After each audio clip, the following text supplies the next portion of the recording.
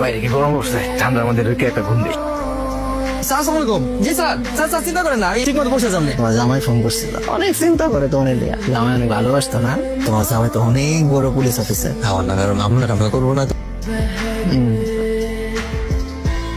সাবধানে সাবধানে সাবধানে ভাই। ভাই সাদা সাদা এগুলো কি লাশের উপরে? এগুলা ওই যে সারা ফ্রিজ আছে না, ঠান্ডা হয়ে গেছিল। আসলে এগুলো কিছু না, চলো চলো চলো নিয়ে চলো। পানি কুটি করে এরকম ভিজা হয়ে যায়। কেমন লাগলো? ঠান্ডা লাগে নাই তো? আমার কিন্তু মেলা ঠান্ডা লাগছিল। কি তাই না? স্যার করিম, তুমি অনেক কষ্ট করে আমার ওয়াইফের লাশটা অনেক দূর থেকে নিয়ে এসেছো। এনাও তোমার টাকাটা। স্যার কানাকাটি করেন, মনটা তো না কানাকাটি বললে মধ্যে আত্মা তো কষ্ট পায়। হ্যালো, জি রাসেল বলছি। হোয়াট, স্বনামধন্য নায়িকা টুম্পা মারা গেছে? জি স্যার। স্যার আমি এখনই ঢাকার উদ্দেশ্যে রওনা দিচ্ছি স্যার। জি স্যার, জি। স্যার কি মারা গেছে বলে? নায়িকা টুম্পা। স্যার টুম্পা সিনেমা করে?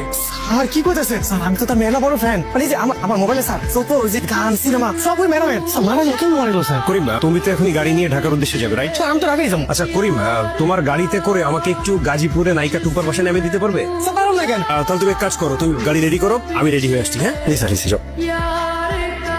স্যার ম্যাডামের লেগা কষ্ট করেন, মানুষ তো স্যার মরণশীল, মরতো তো একদিন সবারই হইব, তাই না স্যার? দেখবেন আল্লাহ ম্যাডাম রে জান্নাতবাসী করবো। স্যার আপনি কিন্তু অনেক ভালো মানুষ, স্যার আপনার মতো পুলিশ অফিসার দেশে বুঝা পাওয়া মুশকিল আছে। আচ্ছা করিম, তুমি এই রুটে কতদিন ধরে গাড়ি চালাও? এই তো স্যার 5-6 বছর তো হয়ে গেছে। আচ্ছা, তুমি এই যে গাড়ি দিয়ে লাশ ক্যারি করো, তোমার ভয় লাগে না? কি কোন স্যার, এই তো মানুষের ভয় কিসের স্যার? ভয় তো ভাই জ্যান্ত মানুষ। জ্যান্ত মানুষ কেন ভয়ঙ্কর?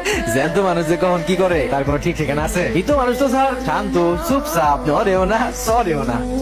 এই করিম, এই লাশটা দ্রুত ঢাকা মেডিকেলে পৌঁছানোর ব্যবস্থা করো তো। ঠিক পৌঁছে দিবে, ঠিক আছে? জি স্যার। আর শফিক, তুমি করিমের সাথে যাবে। স্যার আমি কইতেছিলাম স্যার, ওই হাসপাতাল সব আছে না স্যার, ওই মর্গের যে লোকজন আছে সবই আমার বন্ধু বান্ধব। ওই আপনারা তো এখানে লোকজন কম আছেন, কনস্টেবল সাহেবরে শুধু শুধু কষ্ট দিয়ে যাবেন কেন? আমি স্যার সব সামনে নিতে পারবো, অসুবিধা নেই। মানে কি তুমি একাই নিয়ে যেতে পারবে বলছো? আচ্ছা ঠিক আছে, আর সাবধান, এটা কিন্তু হাই প্রোফাইল কেস, ওকে? কোনো রকম ভুল যেন না হয়, ঠিকঠাক মর্গে পৌঁছে দিবে লাশটা। জি স্যার, জি স্যার, বুঝতে পারছি স্যার। স্যার আমরা লাঠিয়ে দিয়েছি, কিছুক্ষণের মধ্যে ঢাকা মেডিকেল পৌঁছে যাবে।